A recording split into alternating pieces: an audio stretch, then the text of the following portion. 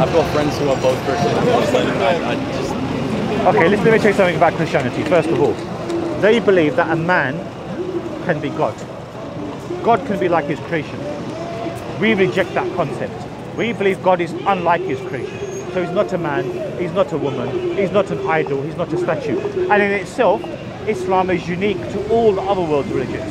Christianity, Hinduism, they all are essentially religions which espouse man being God, or a spiritual connection which then invokes man to a level that he's not capable of being. In our understanding, man is a creation of God. God has given him faculties, reasoning, understanding, and one must lead one's life according to God's will. However, just to reiterate the point, this singular being who's come from the metaphysical realm which we cannot comprehend, as me and you speak, if I stretch out my hand to you, what have we got in between us? We've got space, time, matter, energy. The very concept of what resulted as a result of the Big Bang. But what metaphysical entity was before that would be our creator. So it's not befitting that we give an analogy to creation to the creator. The Bible, so it gives Christ, Jesus, the exclusiveness which should belong to God alone. That God is, we believe God is the only true God, which is essentially what the Bible teaches. But Christians misunderstand the verses within their Bible. Are you following what I'm saying to you? They later made Jesus God centuries after he left 2,000 years ago. Are you following what I'm saying to you? And all the other world religions also espouse this. That for example, the Hindus, they believe their deities, Ram, Vishnu, Ganesh, they were individuals who came to the earth, but they were later personified as being divine beings, when they themselves made no such claim. Does that make sense? So what is it about Islam which is different? Just so that you followed? No, I don't know much about it, and I've heard things that, I mean, I'm sure if whether they're true or not, but Tell me what you've heard. So like acceptance, like, so I've like gay friends, for example. Yes. And I've heard that it's bad to act upon it, but you can be in the mind gay, but acting upon it is where you draw the line. Yes. That's what I've heard from my friends. Which is correct. Okay, yeah. So I can't get behind not like my friends' decisions, you know, and having that decision of being gay or being lesbian or whatever, and acting upon it. I just don't think that's not the pure reason. That's not the solo reason for it. It's, like I said, I don't know anything. I haven't read the Quran, I haven't read the Bible, I haven't read no religious text that full. So I'm going to give you a copy of the Quran for free after we finish speaking. I already have one actually. My friend gave me one. Okay. I haven't started reading it yet. So I don't know enough yet to be able to put my mind somewhere. Okay, let's address this gay issue, which is obviously on your head. Yeah. So, as your friend correctly told you, and the feelings, the inclination one has, right. Then, as he made mention, there's a line drawn in terms of the physicality. Yeah. Okay. Now, in reference to that, we believe that objective morality is only with God alone. He decides what is acceptable or unacceptable. Yeah. So, if a people have that inclination, they will feel curtailed by what they would deem as religious people who are imposing this view that we cannot then invoke our sexuality upon others whom we are attracted to. But what we say, if let's say, for example, hypothetically, every one of us was to have that volition and that enacting, and we are become people who are attracted to the same sex, how would mankind continue? That's a fair argument, but the problem is it's not everyone, it's a minority of people. In fact, people overestimate the amount, like, the average person is a straight person. There's a very small percentage of LGBT people out in the world. So I don't think it's a problem if everyone becomes gay, because that's a hypothetical that we shouldn't create in our head to get, like, to disvalue an argument about acceptance. Okay, so on to that, I can make several responses. However, I want you to consider something which you essentially cut to the chase, and that is this. What are your views? So think about this very carefully before you answer. What are your views on incest? That's funny. My friend asked the same question about morality. Okay. But no, incest. Well, think about it very clearly because I'll be able to give you a several-fold answer to this. Go on. I'll let you go on. I don't indulge in incest. I would never do it. It's just something beyond my morality. I think it's disgusting to do. Have sex with your family. It's just something something that I grew up on without ever thinking about. And Okay. I hope to continue that way as well. Okay, now listen carefully to this. Yeah. In this country, in 1968, they repealed the Homosexual Act. Yeah. Before that, it was illegal and deemed as evil to elicit in such indulgences. Based upon what? What's your name, sorry? Theo. Theo, mine's Mustafa. Nice to meet you. Theo, listen to this carefully. So it was deemed as unacceptable. Based upon what principle? On the principle, as you just mentioned. But the point being, that was the same analogy that homosexuals had as well. The issue here is, what is the issue with two consenting adults? So whether they're two homosexuals or two incestual people. Is incest illegal? Yes, it is currently. Yeah. But what I'm saying to you, this one, which is just bear this in mind. Yeah. So the LGBTQ argument would be essentially, if two consenting adults get up to the privacy of their physicality, what is it to do with any other individual? So with the incestual point, it's exactly the same. If a brother and sister who just say reach the age of 18 and they decide they're not harming anyone, because the analogy is exactly the same. Well, that's the thing. Like free will, you can do whatever you want because you have control of your own body. You can do whatever you want, but that's beyond me. I don't look out for people who have incest. I just keep in my own bubble. Okay, but notice what you said, Theo. You said it's disgusting.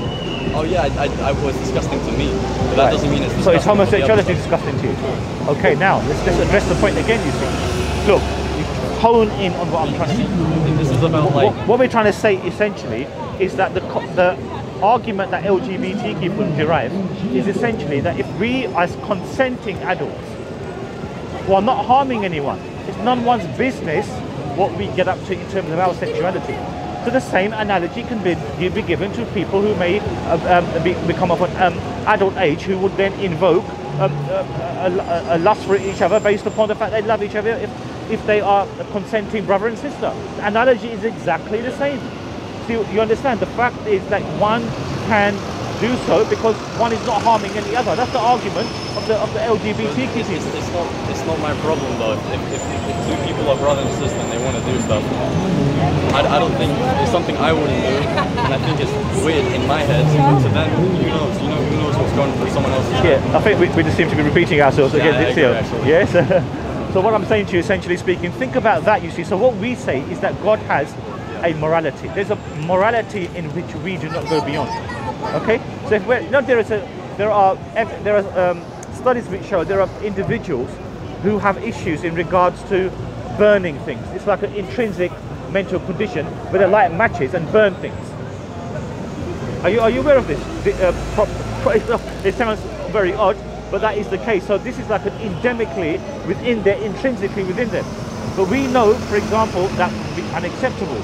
So you refrain from that action. So the feelings, which is uncontrollable, yes? Yes. For example, I may find a particular lady very attractive, okay? And for me then, to then enact myself upon her would be unacceptable. You understand? So, yeah, so that would be, so what we're basically saying, there has to be a level where what we derive is considered from our Creator, who is the only source of objective morality. He decides as to what is considered. And even the ethics of philosophers such as Kant and Plato, they argue the same thing as well, essentially speaking as well. But there also needs to be a human curtailment in many aspects of things as well. Otherwise, our civilization would not really go forward in the manner that it's supposed to do so. So we've got to be very careful. So promiscuity, look, for example, sexually transmitted disease amongst LGBTQ, although they're in a minority, as you said, but it's far higher than in the general heterosexual community. Are you aware of this? I don't look at the statistics and STDs. Oh yeah, STDs, all types of different. That's not something Well, I can assure you, you'd be amazed that the level of sexually transmitted diseases amongst people of the same sex, which you said are a minority, is far higher than the majority heterosexual. Okay, well, far higher. The thing is, I don't understand how that affects me at all. In any right, way. but what it does show to you, there's a harm to society in that sense. You see, there's a harm you're going to invoke upon society and upon the other individual concerned who's then going to. It may harm society. How's it going to harm me as an individual? If I'm a straight guy, how's that going to affect me if I'm not going around any guys doing any of this stuff? Yeah, so it won't affect you personally, but if it becomes endemic in our society, then we want, for example, okay, it's only a matter of time before you see in schools, young children will be picked up by two mothers. Where's your dad? I don't have a dad, I've only got 2 months. Why is that a problem? That would be problematic because in all studies, again, I mean, you said you don't want to go down the path of analysing statistics. No, we can, I guess. Okay, sure. But in general studies, and I can quote those studies to you, and I'll bring the references up, it's understood that in the psyche of the child, it's always been understood through history that the two parents, the mother and father, have been incumbent upon the psychological state of the child through history. Yeah. So the father would act like the strong influence in the household, the mother would be the tender, caring. I have a mother and a father. I know how a traditional family is built up. I know the ins and outs of parentalhood, how the father takes the more masculine role, does the more labour work jobs, and the mother does the more nurturing, looking after. I grew up in a loving household. I know about all of that, but I mean, I won't be able to speak from experience because I've never had two mothers, two fathers, but I don't see how that would have any change in the child's upbringing at all. Yeah, because again, the upbringing essentially would be characterising. If you've got two mothers, just if they're both the same nature, exactly the same nature. It may be very, very soft. Where will the child get the discipline today? You know, there's a massive attempt in society in general. This also applies to male and female parents as well. Some dads are just they don't want to be strict, they want to be laid back, they don't want to have to address discipline. That's the issue, you see, and the thing is, it's not a subjective type of fault in parenting. It's not between two women or two men. This is a thing that's happened for hundreds of, thousands of years. Yeah, but what I'm saying to you, you see, male and female. For example, today's society, let's just observe the overwhelming attempt to demean the man, to lower the man. You understand? That, for example, if a woman divorces her husband, and just say you've got 3 kids, they're all under the age of 15, just say they're 8, 10 and 12. In the event of a divorce taking place, the family courts automatically make the assumption that the woman should care for the children. Automatically. Just say both husband and wife work. It's based on social structures though. Not necessarily. Just say, for example, this is the analogy I'm about to give to you. Just say both of them work. Both the husband works and they do the equal amount of hours, get roughly the equal amount of pay. Just say they drift apart then as a result. They've got 3 children. In the event of divorce taking place, family law statistics show that 95% of cases, women get the children. Where, look, I'll repeat that once more as the analogy. Both parents are working. Both are doing equal hours. Both share co-responsibility looking after their children. When it comes to the matter of divorce taking place, the woman will get the lady will get the children. Hence, what will happen then? If the divorce is acrimonious, she will be in the position of power where doting fathers cannot see their children.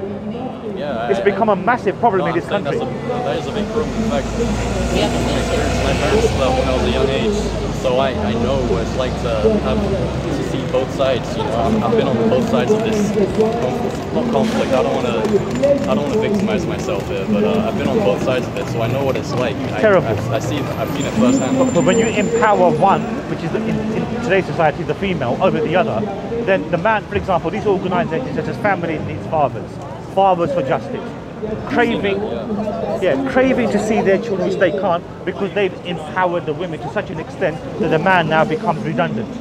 He has to follow the woman. So in divinely revealed scripture, whether that's the Bible or the Quran, where God has given certain authority to the man, that doesn't mean he misuses the authority, which unfortunately does take place. But however, that's where the law comes in to rectify abuse.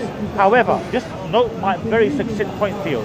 Look at the discrimination against men, in the sense that a divorce takes place, which you've experienced. You've got 3 children, all under the age of 15, 8, 10, 12. I'm giving an analogy of both parents working, same hours, same co-responsibility looking after their children. What happens as a result? The woman will get the children because the family courts would automatically assume that the woman is the natural carer. That's a new generalization though. Yes, because previously, up until 1989, there was an act called the Children's Act, section 2.b, which stated the natural guardian of the family is the father. They repealed that act then. Okay, the natural guardian of the family is the father. I think parenthood it should be 2 people. I think having one parent is not beneficial for any child. Absolutely, I think it's a two, and I say this metaphorically, two-man job. Like, I'm not saying. Yeah, no, men, just you know what I mean? metaphorically, yeah, of course. It's a two-man job. But yeah, so you made some excellent points as well. But what I'm trying to say to you, there needs to be a construct. You know, we're lamenting our societies. Right. Women are now going out to work. What's happening as a result? Massive increases in divorce. Did you know? I think that the statistics say that 6.5 marriages out of 10 they fold within the first few years. Why? Because of uncertain gender roles. Both of them go out to work. It's actually, oh, that was a word. That's fine. I did this this task at school a few years back. It was for my French class, and it was talking about how there are more divorces now than there were 100 years ago. But it's because women are becoming more empowering, and they're being able to take the man's role like a 9 to 5. And I don't see how that's a negative thing in the world, because it's equality within gender norms and society. But we've just seen what the result of that is. But that's extremism. That's you can't go for every. That doesn't apply. It's not applicable to every single case. That's like. But it's applicable in the majority of cases, based upon the statistics which show that marriages which take place now, 6.5 out of 10 fold within the first few years. Why is that? Why? Think about this carefully. It's a result of unintended gender roles. And it's also because they have free will nowadays. They don't need to rely on the man to be able to provide for them. But it's more than that now. It's empowering them over and beyond what would be deemed as reasonable rights for them. That's extreme feminism. I know. But they've infiltrated society. Yes, but it's a very small percentage. But they've infiltrated. Look at what you're saying is very small. Right. I would hasten to say to you, it's more what you call intrinsic in terms of a methodology in which this is being applied. It's not for no reason, because we've got some beliefs in terms of end time scenarios before the advent of certain events which are to occur in the future, which is where our societies are inextricably heading towards. Essentially speaking, the role, everything is changing upside down. LGBTQ, atheism, feminism, all entities which are contrary to the laws pertaining to in Abrahamic religions, for example. Are you following me? So even in the Bible, for example, it says that the head of a woman is man, the head of man is Christ, the head of Christ is God. In the Quran, there's a similar verse which says that the believing women who are devoted to Allah, to God, and by proxy to their husbands as well. The powers that be want to turn that upside down and empower the women to such an extent that the men become subservient to them. And what do they do then? They show in esoteric manners how they are in positions of power. So they would show you to you in serialization of films, for example, where a woman sits on her throne, Game of Thrones. She sits on the throne and says, whoever stands in our way, we will defeat them. There's another, very quick point. This out. Notice what I just said, my last comment. Whoever stands in our way, we will defeat them. She's sitting on the throne. There's a program coming out on Sky. It's called Citadel. Citadel. C-I-T-A-D-E-L. Incredibly, they use the same words which I've used today in regards to the event in Game of Thrones. Same thing is being said as well. If you get in our way, we will defeat you. Meaning we are going to be the ones who will be in power. So the gender, everything's going to be changed around. But you see, this is what I'm saying. Firstly, that's fiction. It's not real. So there's no point in getting upset at fictional stories, because it doesn't. A very tiny percent of people watch those even. And how does it change society? Maybe it gives women more confidence, more in power. They're more in power of themselves, maybe. No, this is again. They're not in power themselves. They're in power of the whole structure now. Well, as a queen, yes. Like in Game of Thrones, yes. I forget her name, but is it Helen Mirren or someone? I can't remember the exact name. Neither do I. But I think it may have been her. But anyway, someone like that. There have been queens in history for thousands of years. Like this isn't a thing that's all of a sudden now that there's media and television. People have. Forgot about like gender norms. Yeah, but even if we have had queens, like just say Cleopatra or whatever, right. Okay, what would happen in that case? They would be still subject, that they would be the head of the state. However, it would still be the normality of the structure of society which has been prevalent throughout history, where men have had that position in the household and women have had their position. So that never changed. Even if you had a matriarchal matriarchal leadership. But like the example I've given you. However, notice something here.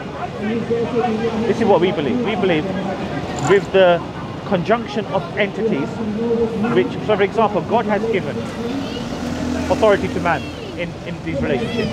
That doesn't mean it's misused, number one. Number two, things such as, you know, LGBTQ and such, which is now being invoked upon us. Young children have to learn about same-sex education at school, the intricate details of what that invokes, and then the propelling of atheism. These are three entities which have come together simultaneously. Listen to me carefully, Theo. They've come together centrally together for the objective of, basically speaking, whatever God has espoused, we are going to speak, we are going to do to the contrary. So they've unified as a group together, like an alliance, a pact together, to go against the established norms. Whatever has been, whatever has been universally deemed as moral, we are going to change upside down. And these are the people who are now in positions of authority. Atheism massively in the increase, rejection of God, mocking of God. Then LGBTQ, feminism and atheism. These three entities which are contrary to what God has revealed. Feminism, although you dispel it as minimalistic, however, the point is that they are now in positions of dominance and power. And I've got my own understanding how that envelops. But I don't understand is like, why is that necessarily fact that feminism, the rise of feminism has led to the empowering of women? I don't understand how that's... Because we've just discussed that. Because in history, the men are usually the head of the house. Is that why it's a problem nowadays that women are being able to take their own charge? But what we're saying though here is that it's not a matter of them having... It's changed really such a bad thing. I'll explain to you why. I've just given you the reasoning why. Just look what I've said to you, Theo. Think carefully about this. The very first example I gave to you. In the event of a divorce taking place, the women are in authority, so they will get the children. What will happen in the event of a divorce? Listen carefully. The assets will be divided. But because she has the children, she will get, by rough estimates, 95% of the estate. So the assets will go to her. Yes, are you listening carefully? So the assets will go to her.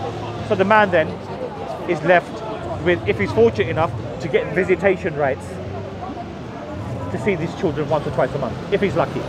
If he's not lucky, if there's been any incident in regards to domestic incidents, then they will always, the police will always favour the women. Based upon, there used to be from the Priti Patel, the Home Secretary, down to Cressida Dick, the head of the Metropolitan Police, right through to the social workers, up until the judiciary. They've infiltrated the whole system in place so that the women are empowered. They can do what they, so they can then suffocate the men. Listen to me carefully, let me hear me out. Then you can retort to me. So the system being now ingrained is such that they are going to be dominant. So for example, if a father is fortunate enough to see his children once a month, that's a blessing. Just say a court gives an order that the father can see his children once a month or twice a month, and the court is given the order. If the woman, for example, on the day that he's due to visit his children, and he knocks on the door, there's a saying, sorry, children unwell, come next time.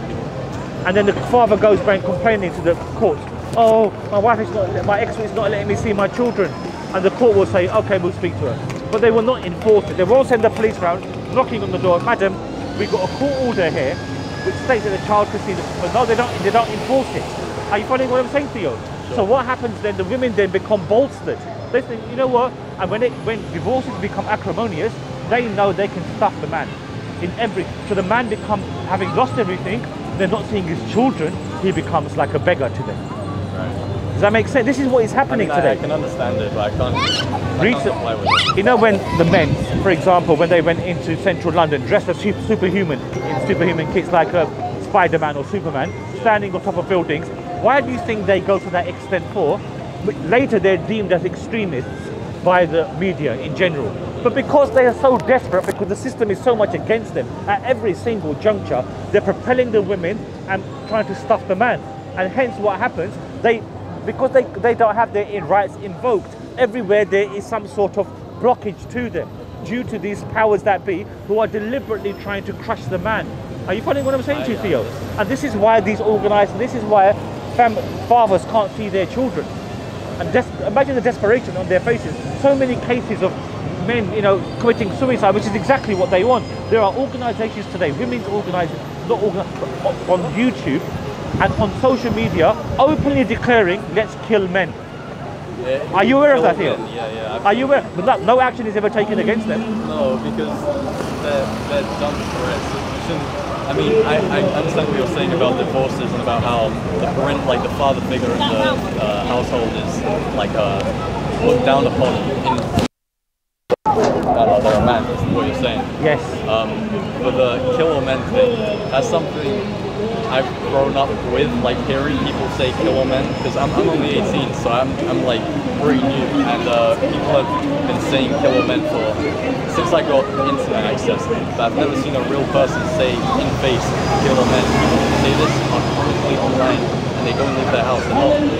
They're not functioning members of society. They're not real. Theo, these are people, these are women's organisations.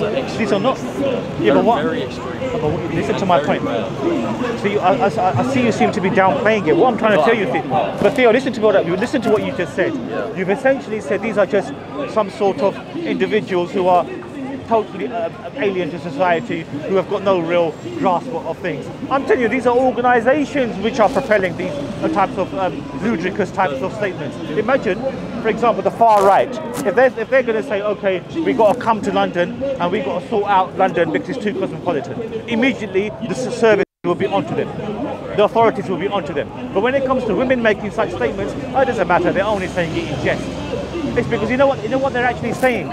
They're actually saying we've got so much power over you now that we can even make all these types of inflammatory statements and nothing can be done because we're in positions of authority. Don't get me wrong, I'm not defending kill all men. I think it's a joke saying, and I think it's a joke of But imagine that.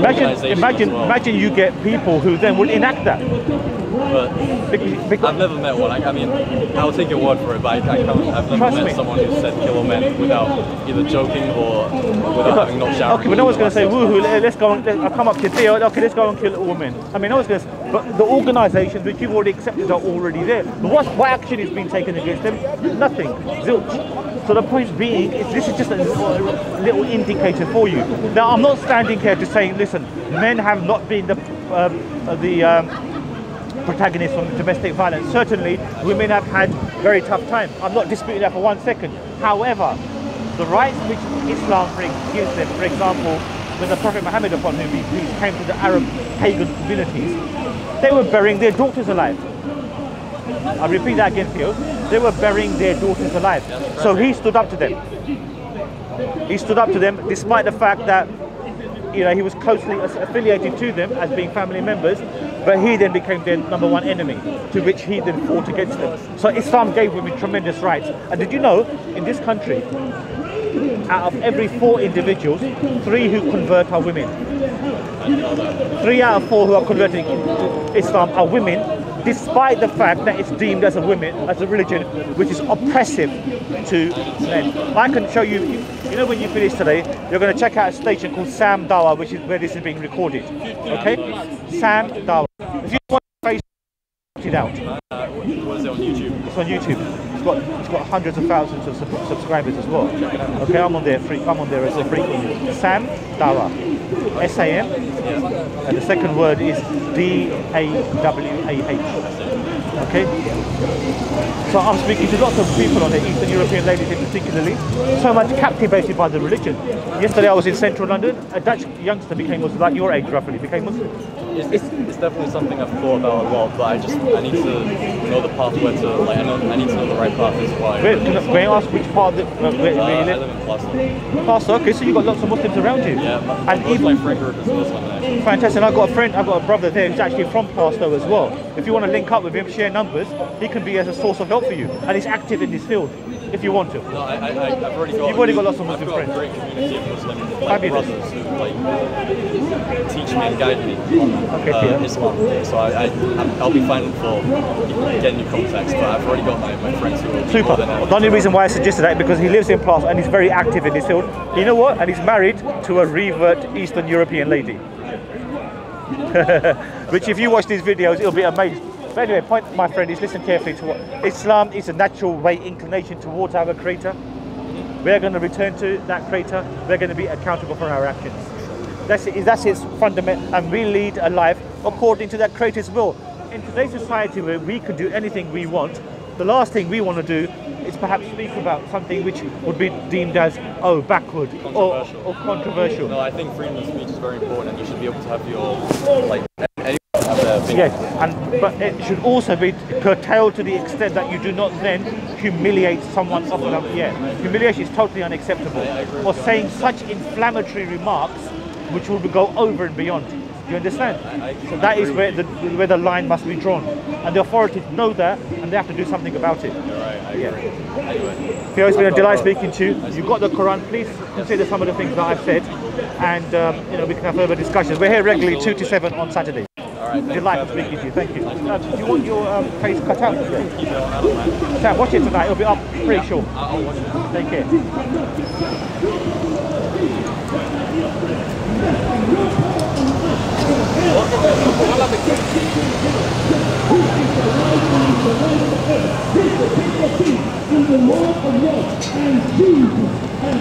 Lucky, you want to take your one? Yeah, finish now.